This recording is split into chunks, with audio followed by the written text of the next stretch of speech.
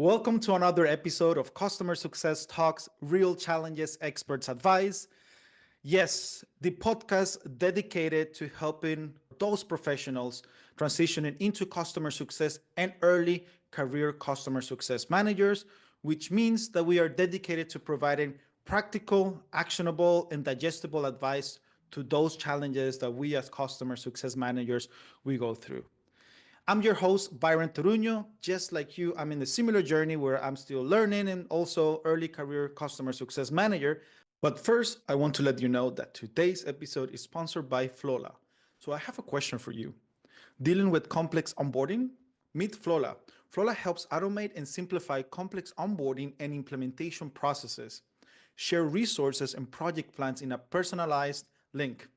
Collect data and documents without the back and forth, and automate your CRM. So what are you waiting for? Accelerate revenue recognition, improve client engagement, and make a great first impression. So if you're curious enough, go to the description of this episode, and there you're going to find the link. And of course, there's a discount for you. So go check it out. I'm pretty sure it's going to make your life easy. And today we will be talking and focusing on customer education. Huh. So why customer education? Why customer success? Wait, you will know why.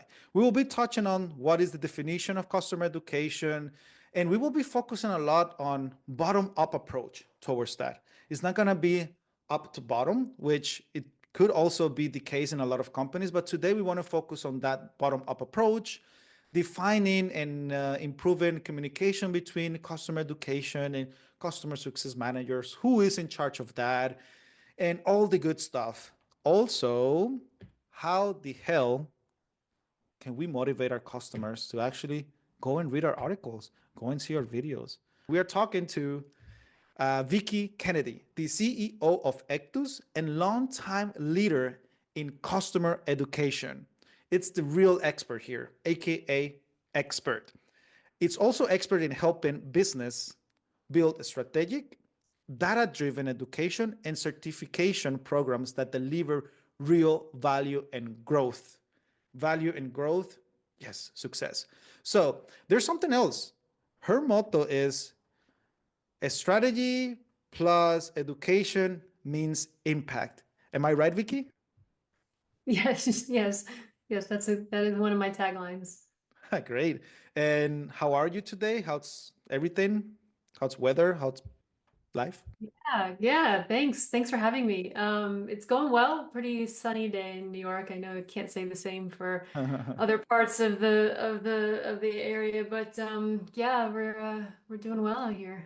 That's nice. That's nice. And I'm also wondering about how can we start the conversation? And I was wondering if we could actually talk about Ectus because I want to learn about more of your company, how everything started, what's the story behind it, and what's your goal with it? Yeah, and coincidentally, it is today, a year ago today, that I launched it. So it's a fun little Okay. anniversary celebration. Um, Congrats. Thank you. Yeah, so Ectus in a nutshell is basically end-to-end services specializing in this niche of customer product education and certification. So I started off a year ago predominantly consulting, and then over the year have done more and more actual hands-on services. So we do everything from content development, curriculum development, competency frameworks. We actually host content on academies. So it's a lot that we do, but very specifically in this niche of working with organizations to educate their entire market. So I know we'll get more into what that actually means, but yeah, I mean, I launched it a year ago after working in and around education and ed tech for a couple decades. Started out in higher education and transitioned to the tech industry back in 2013 and really just kind of found my way into the customer education space. It was not a purposeful, like, here's what I want to do. It more just kind of organically came about through a I have series heard of, a lot that same yeah. story before with customer success. Yeah. Yeah, and actually, I guess I did start off when I joined tech in a role that was similar to customer success. It was a product support product support specialist. So I think it was actually before the customer success term really became a thing. And it was a very similar kind of role. And then I just ended up transitioning back into training and education because that's where what I was doing for my life prior. So yeah, that's kind of where it started, and I just really have a lot of passion to do this full scale, and been working with some really awesome businesses over the last year, and looking forward to year two. That's so cool. All of that in 1 year with 24 hours. How do you have a team or do you handle that right now by yourself? I have one employee that I used to work with me a couple of jobs ago, so it's been really fun to have him Oh, nice. uh, back on the team. And then I work with some teams like contractors and whatnot. So it's definitely not one man, one woman, one person show. Um, but I'm excited to scale that even more so in year two. That's the plan. That's actually what I have open on my computer right now, are all of the projections and capacity planning and things. So it's been mostly me doing the client work, and I'm really excited to kind of bring more people on and spread that out over the next year. Yeah, grow, grow, growth, growth, growth. So that means that you want to share your screen and show us that data? No, I'm just kidding. Right. Yeah. So everyone who is listening and watching us, go to the description of this episode, and there you're going to see the website to Ectus. So that way, if you're curious and see what are the amazing projects and what other resources are out there, just go to the link and you will be redirected not only to Vicky's LinkedIn, but also to Ectus website. Vicky, a couple of days ago, you released or you published actually a interesting post on your LinkedIn, and I recently wanted to add this to today's episode because I think it's really valuable. You highlighted 4 points, and I wanted to touch on one specifically. So let me read Yeah. it. Customer education has a much broader potential than simply onboarding customers to your products or teaching them a new feature. It can be used to drive credibility across your market, increase qualified leads, improve partnerships, and expand accounts. And this last part I love, AKA, it's not just for current customers. Can you expand a little bit more on that point? And also, I would love to know what's your definition of customer education? Yeah, I mean, I think pretty much every time I end up on a podcast like this or a webinar, I end up kind of going down a rabbit hole of the term customer education, and I like to push against it, which often ruffles some feathers in the industry. But yeah, I mean, like, the term is definitely gained a lot more momentum and traction over the last few years. And really before that was customer training, and I think some people are actually using customer training again, and you hear customer enablement. And sometimes you hear product education, product training. There's also partner training and partner enablement. So there's a lot of different terms that kind of tend to mean similar or the same things. And with the reason I push against the term customer education, and I say things like what you just quoted me posting, is because there's often a thought around customer education being a specific initiative within customer success.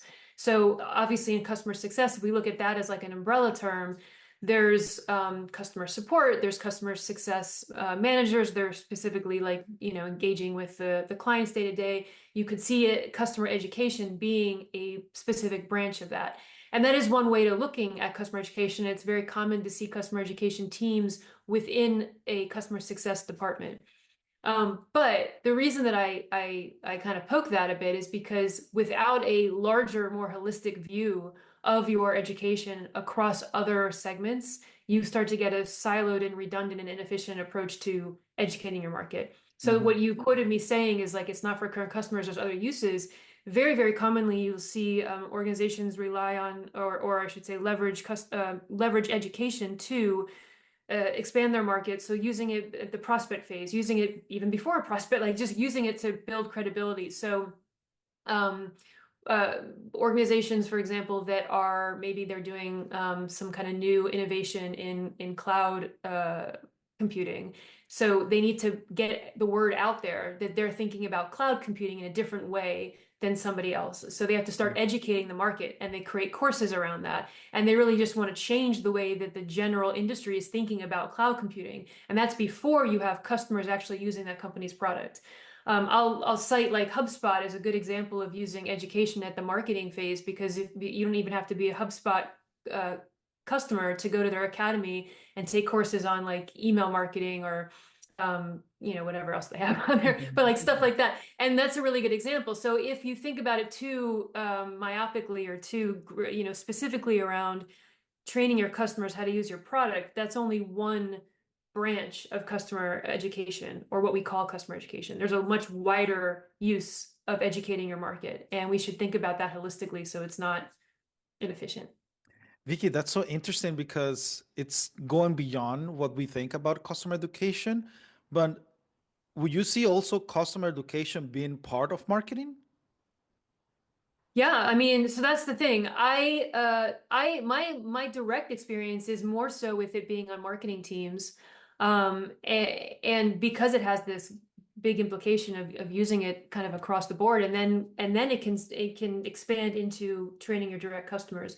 So it definitely could be a marketing initiative. It could be a customer success initiative. It could also be a product initiative for driving product adoption.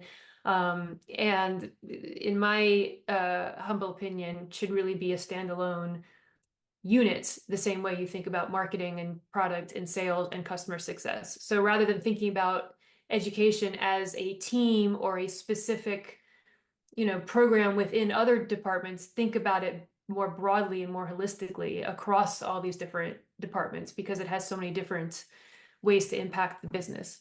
Organizations that leverage education as a tool like that, it can be very impactful.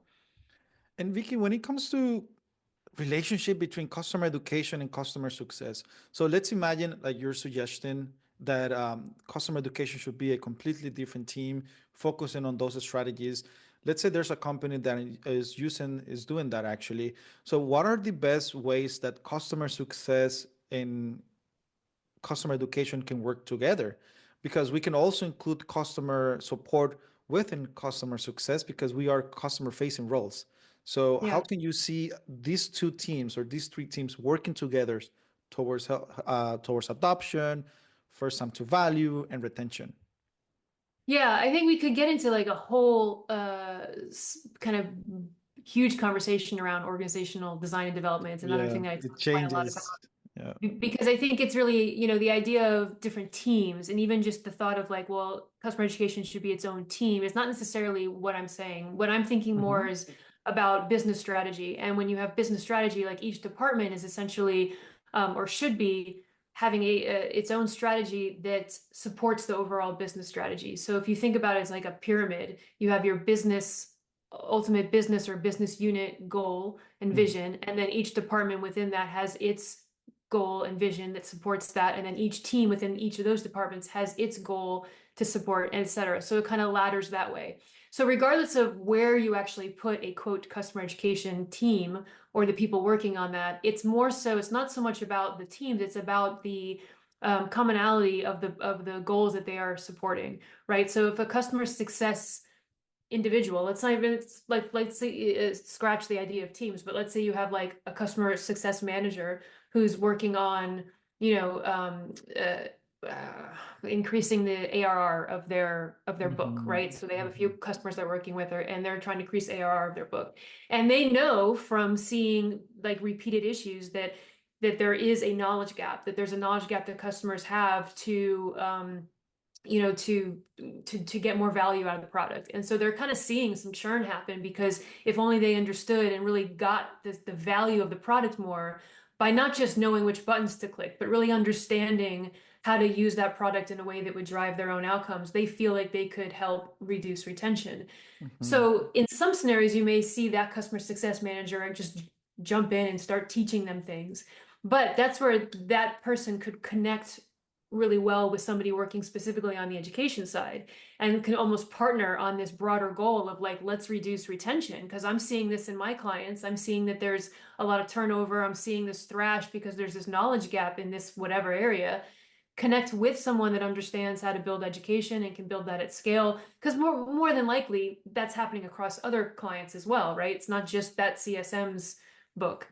So it's really about, and maybe this is also going to kind of go into the bottom up, top down approach, but it's like really thinking about coming together to solve the same common problems and using those different skills. So somebody that's on the CS side, a customer success manager, is going to have more of the direct relationship. They're going to understand the very specific nuanced needs of their clients.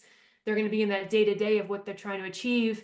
That's what their, primary skill set is. Whereas somebody in the customer education side ideally has the skill set around education, building impactful instructional design that's going to actually change behavior. Those two individuals, again, forgetting teams, those two individuals could actually work really powerfully together to drive the larger goal. And it's definitely a whole, sometimes it's not even some task that we have to overcomplicate. It's just, let's listen to our customers. What are their needs? What are they using our product for? What are the questions they're asking? And let's sit down and basically tackle those questions to proactively approach them before they actually get to me. Because as a customer success manager, what I want is to read data and say, okay, these are the customers I need to tackle because I need to help them receive their outcomes and their value, versus actually be educating them in a phase of their journey where they actually need to start seeing more than like value. How can what approach can I do to start from bottom up, creating that customer education culture? Yeah, so I think you kind of hit the nail on the head earlier, saying that it starts with listening to the customer, identifying what their goals are, what their needs are. With any education, it centers around the eventual outcome, right? We should be building something that helps people to achieve that outcome.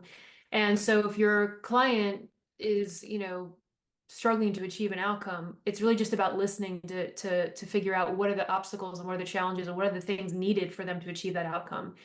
In some cases, it may have nothing to do with education, and that's the stuff that you typically do as a CSM, which may be that they, need more, whatever it is. Maybe they need more insight into their reports or whatever stuff that's like kind of not related to education. But in the places where it's about a knowledge gap or it's about a skill gap, you could, yes, a webinar is one way to do that.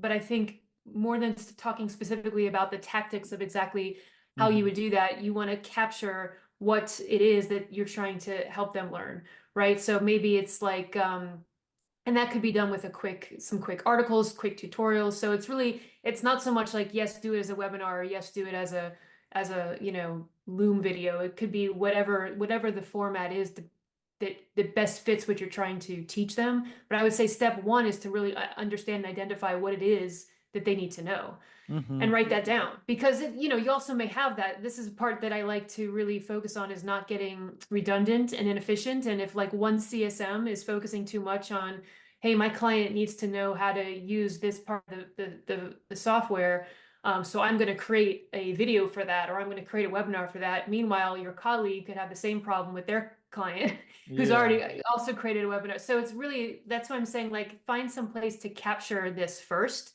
and connect at a broader level to understand what the themes and trends are that you're seeing across your clients, so that you can have something that's more purposeful and not just like, haphazard, or maybe haphazard isn't the right word, but like just too ad hoc, like, kind of messy. Because I think that there's a much more scalable way to build something that can be impactful. But now let's also touch on what happens inside within the company, right? And here is where softwares like Flola comes into help, because with Flola, you can eliminate repetitive admin tasks and save time. You can track the progress of implementations and see which projects overrun. You can accelerate time to value using repeatable templates. So the internal side is also important, like not only the customer facing role, but also what happens behind scenes. But it is definitely recommended to have someone in charge, right? Doesn't matter if it's the no, it doesn't matter who it is or the role. It is important to have someone that is focusing on those um, opportunities. because we are doing a lot of things at the same time. Well, so in the big picture, long term, absolutely. But I think if we kind of go back to your first question of how does someone start, especially if the majority of people listening to this right now are more entry level or, even just mid-level customer success manager, you may feel like, well, I don't have somebody doing customer education, so I guess this is Hmm. relevant to me. That's not the case. Hmm. So there's phases, right? So phase one is kind of what I was saying before is like, let's start gathering that information with your colleagues. You don't have to have somebody who's like, I'm head of customer education yet. You as customer success managers could be listening to this, understanding like, oh yeah, there's a gap here in how they understand this part of the product, or there's a complete industry knowledge gap here, like they don't understand how to do XYZ, and start gathering that like collaboratively with your other CSM, or customer success colleagues. And then you can start to sort of see the trends, and then you can tackle that as a team. So it's not that, oh, you need to have somebody who's in charge of customer education from day one immediately. If you don't have that, it doesn't mean you can't do anything. And now back to your point, once you get a sense of like those themes, then you as a team may decide like, oh, actually a webinar on this topic could be really impactful, Hmm. and then, or as an individual, you may say like, oh, actually I'm going to do a tutorial for this because I can see that a lot of our clients need that. And you can work together to kind of build this. Then the next step in a maturity model is really like bringing somebody in that can start to formalize that as a mature customer education program. But I think it's kind of like two conversations. One is what can you do today if that's not in place. The second was how can you really grow and become more of a mature uh, organization with that. Absolutely. Always thinking about the scalable side. I think that it's key of always thinking about, yeah, this is the present, but okay, what could happen in the near future that we can always think about and make this scalable. One Well, of the sorry Mhm. if I could, but Mhm. I'm really, Absolutely, really glad please. you got that particular point because it is true that I really feel like it's, especially with education. How do I word this? So I'm someone that's worked on the product side and the practitioner side. I've done quite a lot. I'm very into agile, and I'm certainly not someone that says you have to build everything out perfectly before you can launch it.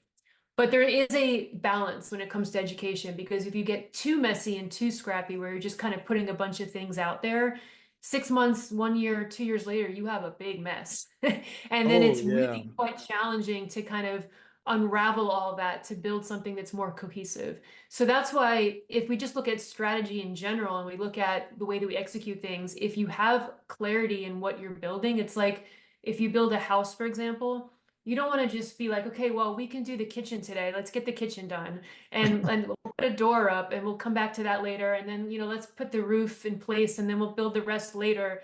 Like then if you come back 6 months to build the house, you have kind of a pile of mess, right? Yeah, And absolutely. that's like a crazy metaphor, but that's why it can be really much more impactful to be strategic from the beginning and to have that vision. Doesn't mean to have to be exactly like laid out for you, but to just kind of find that happy medium between being too scrappy and not having it all fully fleshed out. So yeah. Yeah, I love that because at the end, it's also although we want to keep it tactical, but there is a big percentage, I will say, of up to bottom approach on keeping this customer education strategy as part of your overall goal as a company, right?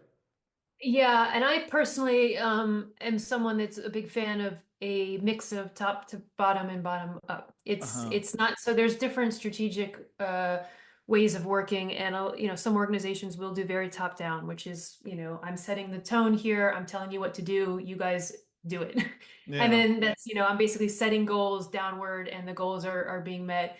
Bottom up is everyone from the lower layers up is setting their own goals and kind of telling upward, this is what I'm going to work on. And so both of those could have merit, but I think both of them need to connect together because you want the bottom up because the people who are sort of on the front lines working day to day with the clients know the most.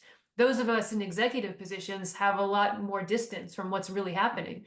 So we need that bottom up like funnel to understand the signals, to understand what really needs to happen and what are the priorities.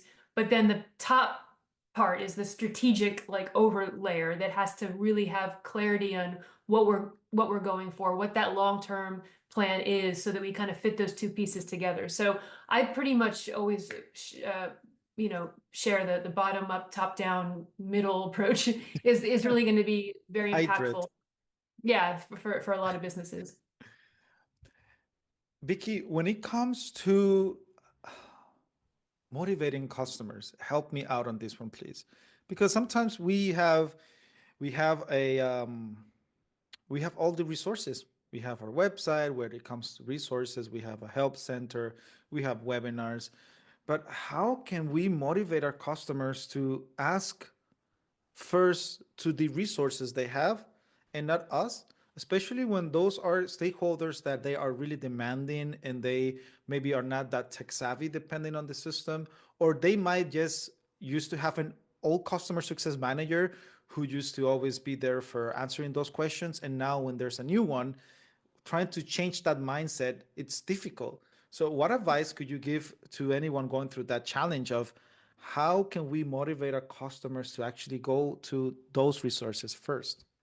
Yeah, it's a great question. And I think there's actually two questions in there, or two sort of themes. One is change management. So there's a change Hmm. management approach. So Yeah.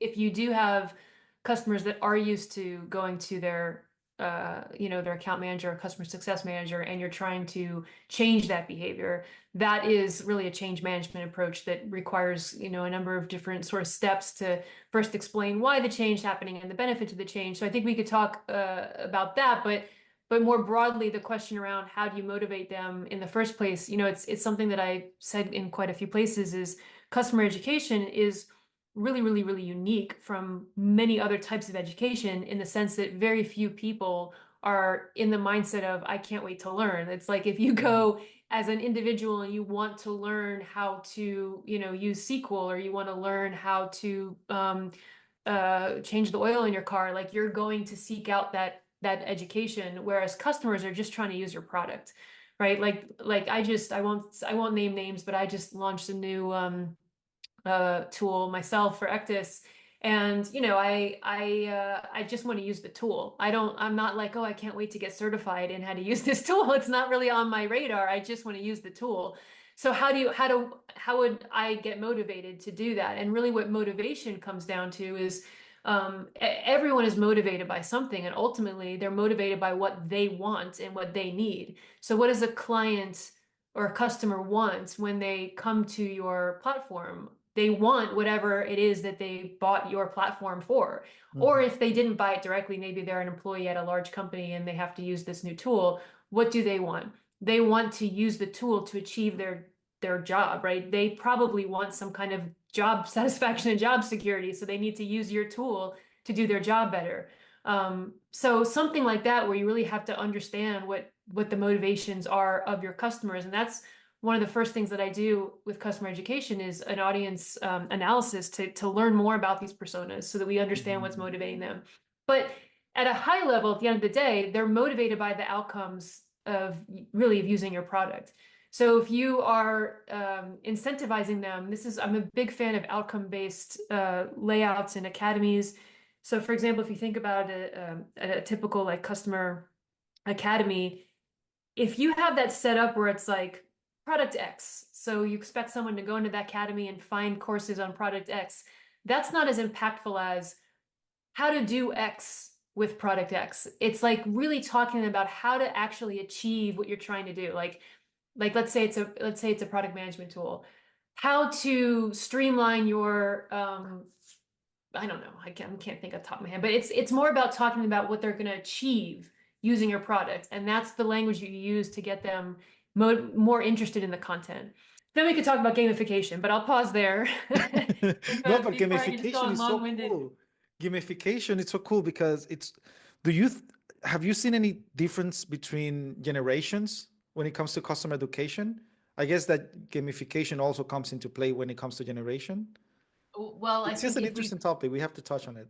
if we pause and talk about what gamification is, it's not just games, right? Like, some people kind of think of gamification as like, oh, I'm going to score points. The more I write, the answers I get, I'll get like coins, and I'll collect my coins. And that's a very sort of simple way of looking at gamification. And some platforms do that, but it's not necessarily going to help you reach the goals you want with customer education. So gamification is also, I mean, there's, how do I word it? So it's really like incentivizing behaviors, incentivizing, if you want your customers to come in, sign up for the platform, the Academy platform, like take a certain number of courses, pass a quiz, you're actually trying to incentivize that learning behavior. And then you could reward them with things that actually matter to them. So kind of going back to, what matters to them in the beginning is that they want to get more value out of using your tools. They want to get their job done using your tools, right? So like maybe you can give them some kind of platform credits. Depends on what kind of product you have, but advertising products, for example, you could maybe give them some like ad credit. If you complete these courses, you get like X amount of ad credit. That's all gamification as well. So it's really just specifically incentivizing behavior. It could be you want to get them to sign up for the course. Great, you get 5 points for that or whatever it is. And so gamification can be used as a great incentive, but should be connected to meaningful behavior that matters to both the business and the end learner. Whoa. And you asked me about generations. I don't know that I have much data to say what I notice about gamification specifically. Generationally, as you might guess, the younger generations are going to be more interested in doing device like learning on their devices, learning on the go, stuff like that. Whereas older generations are still more desktop savvy, like longer form learning. But that's some of the basic stuff. I don't really have a lot of generational data myself to speak on that, but I'm sure it's changing by the day. It's changing by the day, but it's also about learning more about the personas and like what you said a couple of minutes ago, right? It's yeah, generation, it's there, but you have to understand your persona, your stakeholder, and then how you can motivate them and create that behavior that you were talking about. And this is just so interesting. We touch quick wins from top to bottom that we can implement. We also touch on long-term strategies, right, from top to bottom. Gamification could be one, and also having a customer education culture. If we think on a long-term run, there's a lot that can be done with customer education. It might be at some point a lot of work, but it's a teamwork at the end of the day. And this brings me to talk about measuring your customer education strategy. And Vicky, how can we measure our customer education efforts? Should it be just measured by videos watched or articles read? And please don't hit me on this one. Yeah. No, I know, and I know it's kind of a joke at this point because I think there's a lot. I'm certainly not the only one who talks about measurement, and even on the L&D side of the business, which is all the internal, more HR directed employee training. There's a lot more conversations happening today around what really should be measured, because for many, many years everyone defaulted to just what you just said, engagement data. And really what we need to look at is a laddering of metrics. And so that engagement data is obviously important. Like nothing can happen if people aren't actually engaging and signing up and watching and completing courses. So it's definitely not that that's not important. But the first step before we talk about how to measure is to think about what we're measuring and why. And so with education, we talked in the beginning about like everything's about outcomes, and you have clients that are trying to achieve outcomes. The business that you're working for is trying to achieve outcomes. So the education that you create should be specifically solving for problems or opportunities that drive outcomes, right? So if there is a problem where clients are churning because they don't quite understand how to best use the tool, that's a specific problem to address. If there's an opportunity to expand your market with courses on something new that you're doing in the industry, there's potentially a certification program there. That's an opportunity. That's something you could very specifically target, is driving marketing qualified leads, or saw this new term lately, education qualified leads, which is kind of fun. But the idea of like that's a specific target. So first thing is to understand what is the program targeting. So I implement a programmatic approach with education. So that it's not just like a free for all. We have like just education as a whole, but you have programs, and those programs are targeting different business goals. Now that you know what you're measuring, then you start to answer the question of how you measure it. So we go back to the laddering of metrics. The first one is that engagement. So are the learners the correct learners, like reaching the right audience with the right content? So we have those engagement metrics.